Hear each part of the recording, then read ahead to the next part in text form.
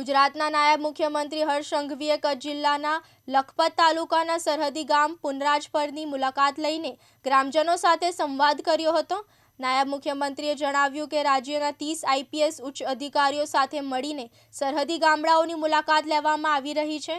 આ મુલાકાત દરમિયાન શિક્ષણ, આરોગ્ય, સામાજિક આર્થિક સ્થિતિ અને માળખાકીય સુવિધાઓ સહિત 40 જેટલા મુદ્દાઓ પર વિગતવાર રિપોર્ટ તૈયાર કરવામાં આવશે। હર્ષ સંઘવીએ જણાવ્યું કે કચ્છના ગામડાઓ અને અહીંના ખમીરવંતા ગ્રામજનોએ દેશની સીમાઓ સુરક્ષિત રાખી છે। પુનરાજપર જેવા ગામો દેશના રક્ષક સમાન છે અને દેશભક્તિના પ્રતીક છે। તેમણે કહ્યું કે સરહદ પારના પાકિસ્તાની ગામડાઓની તુલનામાં ભારતના ગામડાઓ આજે સુવિધા સંપન્ન બન્યા છે। આ વિકાસ માટે નાયબ મુખ્યમંત્રીએ વડાપ્રધાન મોદીના પ્રયત્નોને બિરદાવ્યા હતા। સંઘવીએ ગ્રામજનોને અનુરોધ કર્યો કે જો કોઈ અસામાજિક અથવા તો દેશ વિરોધી પ્રવૃત્તિઓ નજરે પડે તો તરત જ પોલીસને જાણ કરે, કેમ કે સરહદી ગામો દેશના આંખ કાન છે। જયશ્રી મહેતા, દિવ્યાંગ ન્યૂઝ, અંજાર, કચ્છ।